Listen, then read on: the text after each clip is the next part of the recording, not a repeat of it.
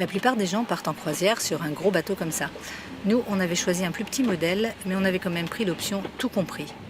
Par exemple, moi j'ai pu participer 2 fois par jour à l'atelier Cuisine en mouvement. C'est un nouveau concept, on fait à manger sur un sol qui bouge. Et ensuite, une fois qu'on a fini de préparer le repas, on se retrouve tous sur la terrasse et on mange tous ensemble. C'est assez sympa.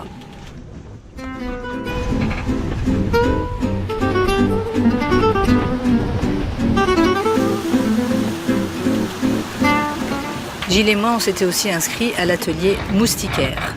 Il s'agissait de faire des moustiquaires pour les bateaux. Bon, inutile de vous dire que Gilles, au bout de 5 minutes, l'atelier moustiquaire, ça lui a cassé les pieds.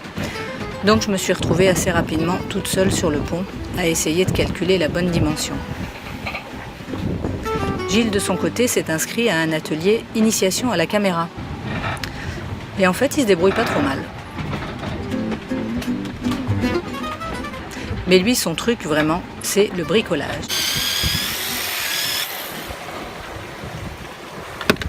Il s'est donc inscrit à un atelier bricolage.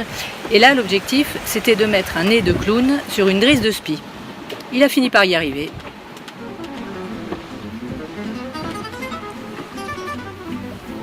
Une autre chose qu'il aime beaucoup, c'est se baigner.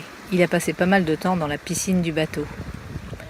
Et une fois qu'il commence à jouer avec l'eau, on a du mal à l'arrêter. Là, par exemple, il joue avec la pompe à eau de mer. On pompe et ça fait venir l'eau de mer. C'est très pratique.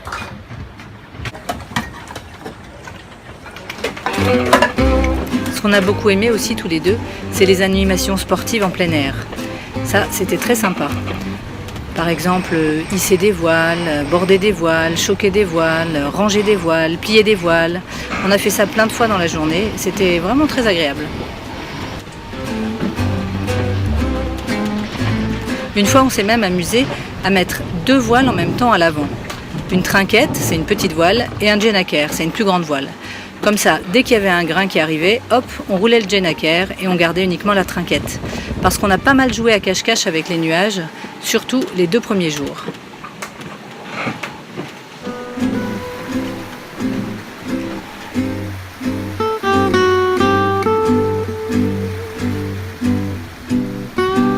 Mais le top du top pendant cette semaine de croisière, ça a été la soirée Halloween.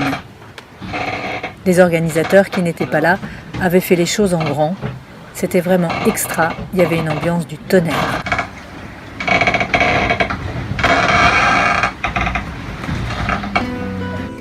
Notre semaine de croisière sur le Pogo est terminée, mais on a déjà réservé pour une croisière de 2 semaines au mois de décembre. On vous racontera.